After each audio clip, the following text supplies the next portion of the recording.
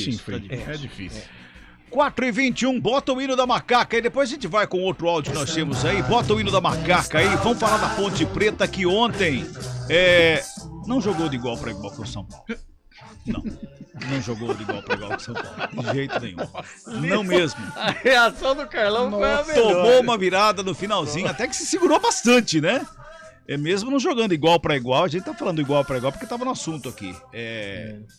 Se segurou bastante, até os 38.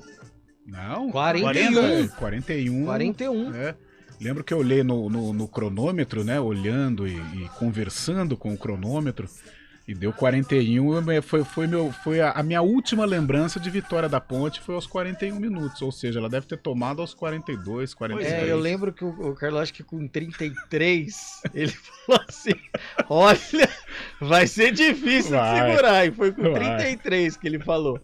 Aí 41 e pouco, quase 42, pimba. Pois é. O primeiro pimba, aliás, bonito o gol, inclusive. Nossa, né? Cabeçada. Foi. Agora o que me surpreendeu, a gente vai entrar nesse assunto, o tal do Igor Vinícius tá grande, hein? Tá grande. Nossa, tá grande. Tá jogando muita bola, pelo amor. Gostei do São Paulo ontem, viu? Acho que ontem foi um indício de que o São Paulo tem condições de se recuperar. 41 do segundo tempo foi o primeiro gol do São isso. Paulo e o segundo aos 47. É isso aí. Piu.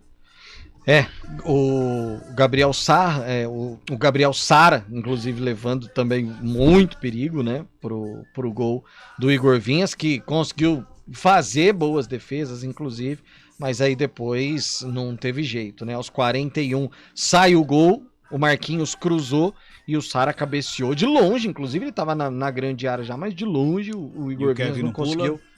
O Kevin não pula, bota a mão pra trás pra não cometer pênalti se a bola tá no alto. Não dá pra botar a mão pra trás se a bola tá no alto. Tem que pular, meu Deus. Exatamente. E não pulou. Exatamente. E aí depois acontece, né?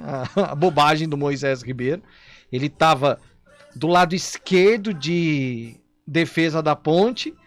E aí ele vai tentar recuar a bola, só que ele não olha pra dentro da área. Então ele não sabia que o Caleri tava chegando. Pois é. O Caleri chegou de frente, não teve jeito, fez o segundo do São Paulo, a virada do O Caleri não avisou que tava chegando. Tô chegando.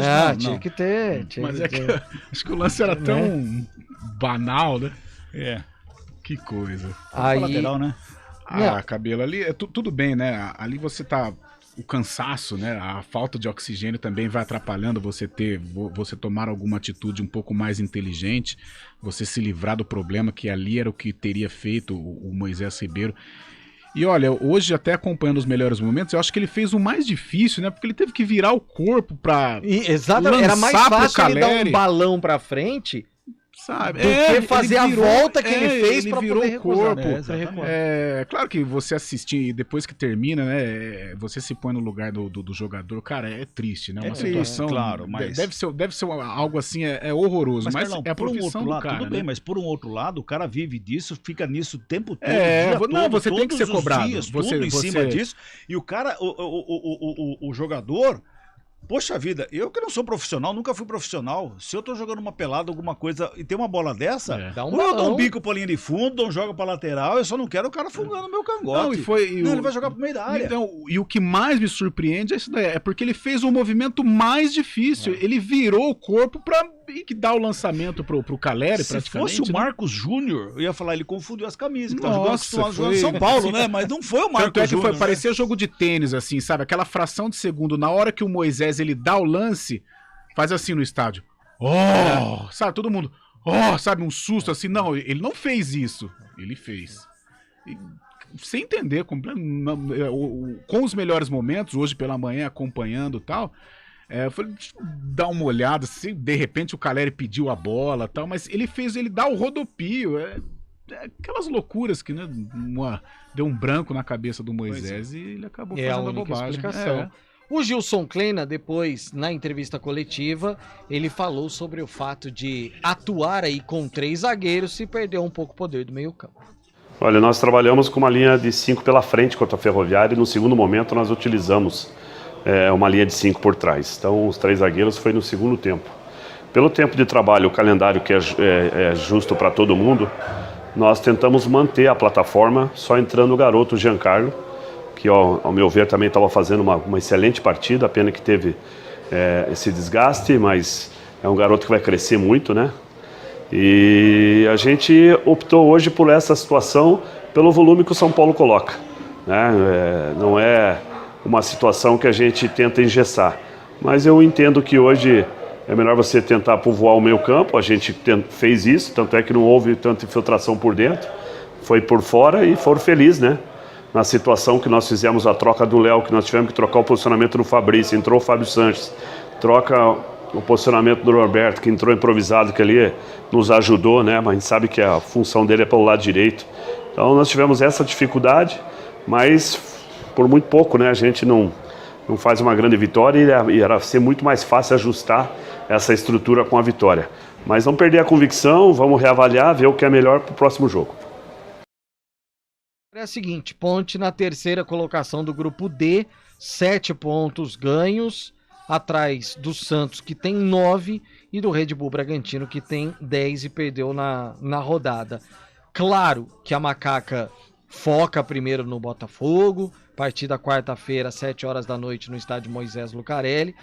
E na partida tem algo já relacionado com o derby que com certeza todo mundo vai ficar de olho. O Fábio Sanches é o único que está pendurado com 2 cartões, então em termos de 3 cartões amarelos, seria o único que poderia ficar fora do derby do próximo sábado no estádio Brinco de Ouro, Cabelo. Tem o jogo com o Botafogo aí no meio do caminho, né? Esse jogo com o Botafogo vai ser um jogo difícil, porque o Botafogo joga muito bem fora de casa. Ô, Cabela, é claro que a gente, né, nós aqui de Campinas, nós da imprensa, os jogadores, os torcedores, eles já ficam pensando no sábado, mas no caso agora a Ponte, mas o Guarani também se encaixa nisso. As duas equipes, elas não podem pensar em derby neste momento, porque a situação no Campeonato Paulista, ela não é confortável não. Mesmo o Guarani trazendo um resultado lá de Novo Horizonte, ele está com 7 pontos e a Ponte também, ou seja, eles vão precisar de 2 vitórias, né? 1 vitória ou 2 empates, mas para aliviar geral, 2 vitórias. Sim. E principalmente para a Ponte, que ela joga em casa contra um adversário que é forte fora de casa, mas é um adversário que na projeção da Ponte eu acho que ela colocou como vitória, ela não pode deixar escapar. Porque ela vai para um jogo contra o Guarani, que ali pode acontecer de tudo, ela pode vencer por goleada, perder por goleada, ganhar de 1-0, perder de 1-0, é um clássico, é coisa, né, é um outro tipo de jogo. Mas esse jogo contra o Botafogo, ela não pode deixar escapar. E infelizmente, para o técnico Gilson Kleina, ele não pode nem pensar em poupar. Por exemplo, se ele colocar o Fábio Sanches, eu vou colocar o Fábio Sanches como titular. O Fábio Sanches ele não tem a permissão de pensar no sábado. Se for para ele pensar em tomar um cartão amarelo para a Ponte para evitar um gol, ele tem que tomar. Não tem jeito, é um jogo dificílimo para a Ponte, um jogo complicado, e ela tem que esquecer sim essa coisa do derby de sábado, porque o Botafogo é o foco agora, porque com 7 pontos, faltando agora 5 rodadas...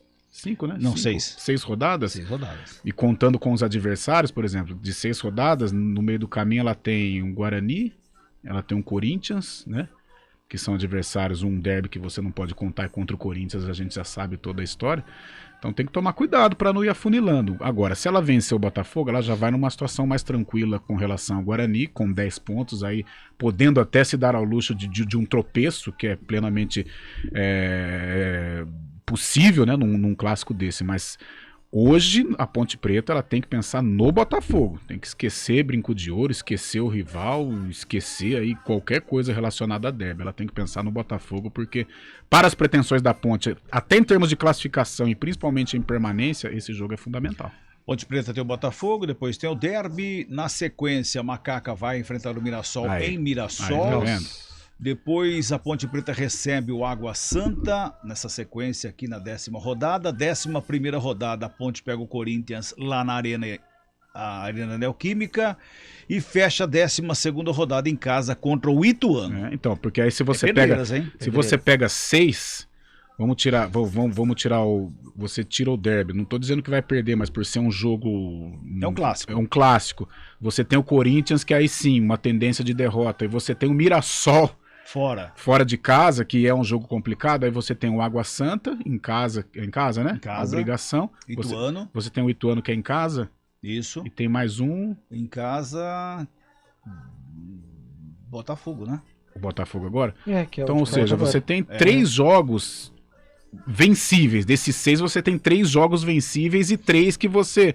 Um contra o Corinthians, né, a tendência de derrota. O outro é um clássico e o outro é o Mirassol, que a gente sabe da força do Mirassol contra hoje. O Corinthians é na 11ª rodada, pelo andar da carruagem, pode ser que o Corinthians seja classificado. Sim. Provavelmente já esteja classificado. Mas é o Corinthians e é na Neoquímica. E por tudo isso que a Ponte não pode deixar escapar esse jogo contra o Botafogo. E é um adversário forte que vem de derrota em casa para o Água Santa. Tá chegando o repórter CBN, a gente volta para finalizar a Ponte Preta depois do intervalo.